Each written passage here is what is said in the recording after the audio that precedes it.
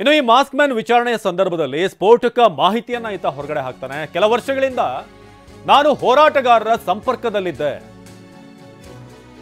ಅವರು ಹೇಳಿದಾಗ ಸಮಾಜದ ಮುಂದೆ ಬಂದು ಹೇಳಿಕೆ, ಅವ್ರು ಯಾವಾಗ ಸೂಚನೆ ಕೊಟ್ಟರು ಆಗ ನಾನು ಓಪನ್ ಆಗಿ ಬಂದು ಈ ಒಂದು ವಿಚಾರವನ್ನು ಹೇಳಿದೆ. ದೂರದಾರನ ವಿಚಾರಣೆ ನಡೆಸಿದಂತ ಪ್ರಣಬ್ ಮೊಹಾಂತಿ, ಬುರುಡೆ ನಾನೇ ತಂದೆ ಎಂದಿದ್ದಂತ ಮಾಸ್ಕ್ ಮ್ಯಾನ್ ಚಿನ್ನಯ್ಯ.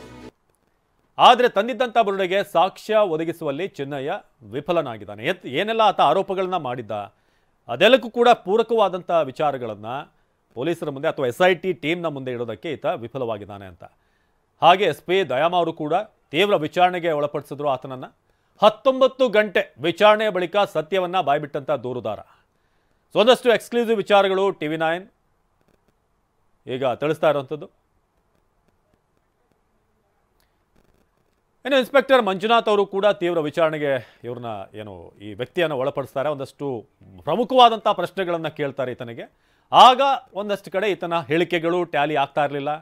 ಕ್ರಾಸ್ ಕ್ವೆಶ್ಚನ್ಗಳನ್ನು ಮಾಡಿದಂಥ ಸಂದರ್ಭದಲ್ಲಿ ಈತನ ಹೇಳಿಕೆಗಳು ಮತ್ತು ಸಾಕ್ಷ್ಯಗಳಿಗೆ ಅಲ್ಲಿದ್ದಂಥ ವಿಚಾರಗಳಿಗೆ ಅಷ್ಟು ತಾಳೆ ಆಗಿಲ್ಲ.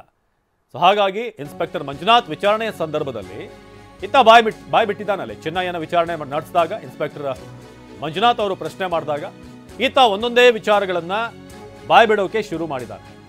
ಇನ್ಸ್ಪೆಕ್ಟರ್ ಮಂಜುನಾಥ್ ವಿರುದ್ಧ ಮಟ್ಟಣ್ಣವರ್ ಆರೋಪ, ಬಲವಂತವಾಗಿ ವಿಡಿಯೋ ಮಾಡಿಕೊಂಡಿದ್ದಾಗಿ ಆರೋಪ ಮಾಡಿರೋದು. ಇನ್ನು ಬಲವಂತವಾಗಿ ವಿಡಿಯೋ ಮಾಡಿಕೊಂಡಿದ್ದಾರೆ ಎಂದು ಆರೋಪ. ವಿಚಾರಣೆ ವೇಳೆ ಇಂಚಿಂಚು ಸತ್ಯ ಬಾಯ್ಬಿಟ್ಟಿರುವಂಥ ಚಿನ್ನಯ್ಯ.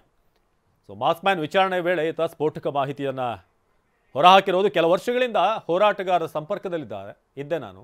ಅವರು ಹೇಳಿದಾಗ ಸಮಾಜದ ಮುಂದೆ ಬಂದು ಹೇಳಿಕೆಯನ್ನು ಕೊಟ್ಟೆ. ದೂರುದಾರನ ವಿಚಾರಣೆಯನ್ನು ನಡೆಸಿದ್ದಂಥ ಪ್ರಣಬ್ ಮೊಹಾಂತಿ, ಹಾಗೆ ಬುರುಡೆ ವಿಚಾರವಾಗಿ ಕೂಡ ನಾನೇ ತಂದಿದ್ದೆ.